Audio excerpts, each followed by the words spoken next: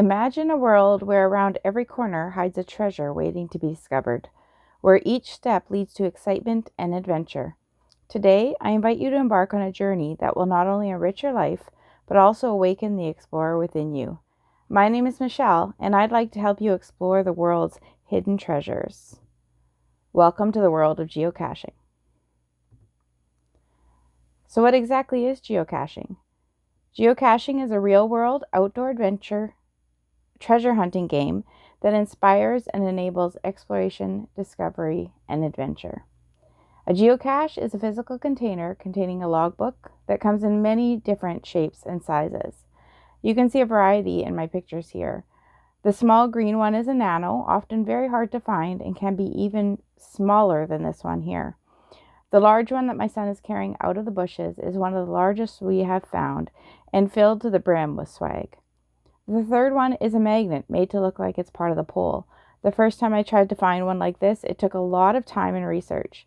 Now I find them quickly quite often. A little bit of interesting history of geocaching. It was made possible because of the global positioning system.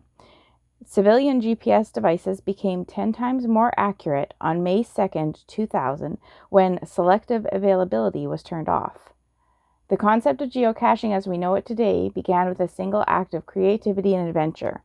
On May 3rd, 2000, Dave Ulmer, a computer consultant from Oregon, placed a bucket containing a logbook, pencil, and various items in the woods near Portland. He shared the coordinates online and challenged others to find the container using their GPS devices. This event, known as the Great American GPS Stash Hunt, is often considered the very first geocache. It was actually found within days, and it sparked a global movement to get off the couch and get outside. Some interesting facts about geocaching. There are more than 3 million active geocaches worldwide. Geocaches are hidden in 191 different countries on all 7 continents, even Antarctica, and I found quite a few in many different countries myself. More than 642 million found it and event attended logs have been recorded since the game started in 2000. And there's also traveling game pieces called trackables that can be found in geocaches. These trackables have a unique tracking number engraved on them and move from geocache to geocache towards a specific goal.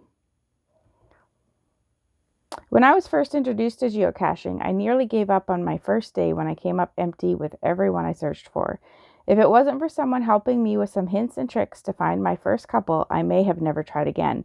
So I'd like to provide some tips for anyone who may want to give geocaching a try. These are just a few terms that I learned shortly after starting. A cache is a geocache. It's a small container, or any size container, like I said, hidden by a geocacher that typically includes a logbook for finders to sign and may contain some small items for trading. A muggle is a non-geocacher who might inadvertently discover or interfere with a geocache. DNF stands for did not find, and this is when you log a cache that you're not able to find. It's always hard for me to leave those ones. TFTC is thanks for the cache. It's a common abbreviation used in log entries. Swag is stuff we all get. They're small items often found in geocaches which can be traded by geocachers. Geocaching etiquette is essential to ensure that this hobby remains enjoyable and respectful for all participants. Here are just a few key etiquette guidelines that new geocachers should be familiar with. Leave no trace. Do not litter. Respect wildlife and vegetation and leave the cache as you found it. Respect private property. Trespassing is not only illegal but also goes against geocaching guidelines. Practice stealth. Be discreet, especially in public areas, to avoid drawing attention to the cache and having muggles find it and maybe destroying it. Have fun and be inclusive. Geocache is meant to be a fun and inclusive hobby. Encourage newcomers, assist them if needed, and enjoy the sense of adventure and community that geocaching offers.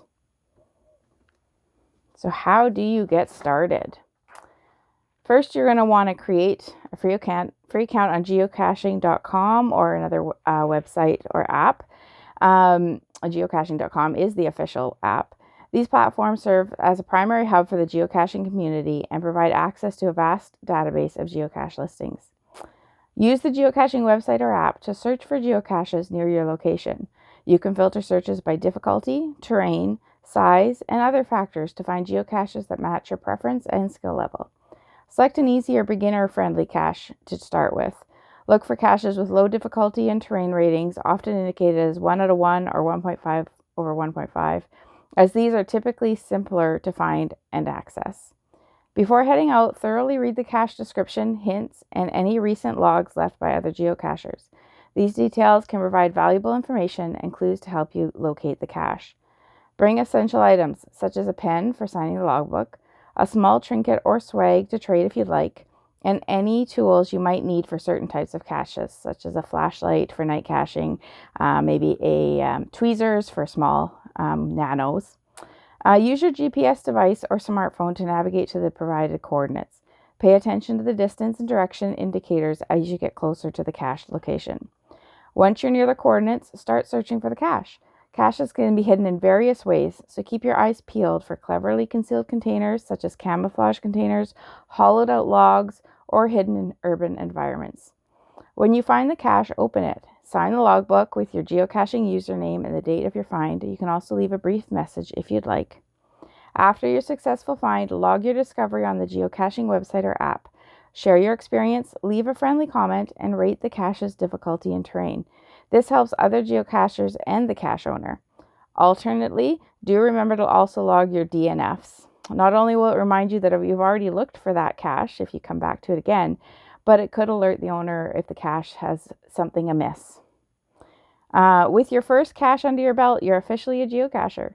Explore more caches, challenge yourself with higher difficulty ratings, and discover the thrill of the hunt in different locations. Here are just a few of my favorite things about geocaching. Some really great benefits to geocaching. Physical benefits: it promotes exercise, improves fitness levels, and encourages outdoor exploration.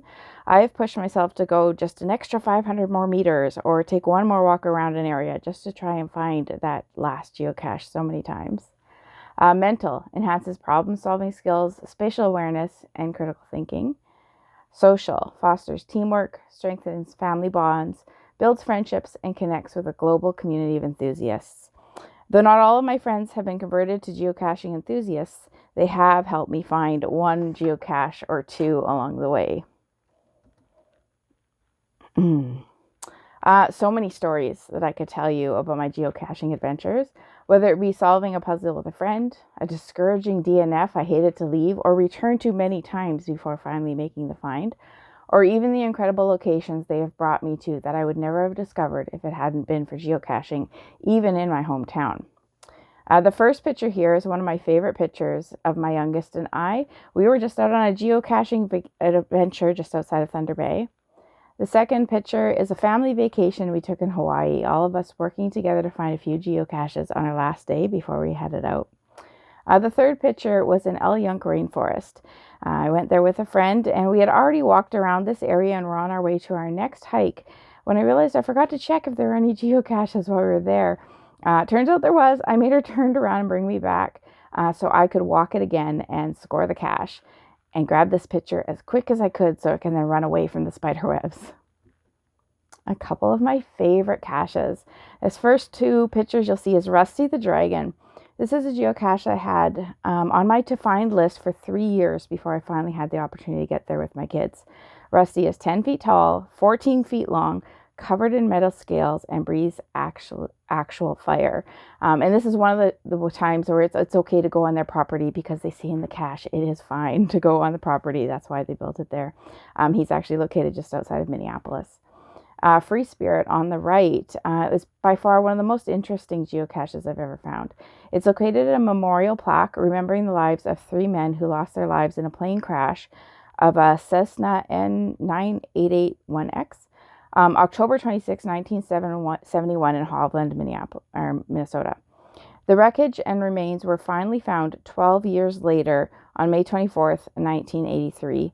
It really was in the middle of nowhere when we went to look for this cache, and I'm not surprised it took them 12 years to find the crash site. My goal today has been to inspire and empower individuals to embark on their own geocaching adventures. I hope I have piqued your curiosity and you have enjoyed learning all about geocaching, how it can benefit you, and feel empowered to take the first step towards finding your first geocache. You can learn more at geocaching.com or on my own geocaching website I created last semester at mkelly.art/geocaching. Thank you all so much for listening.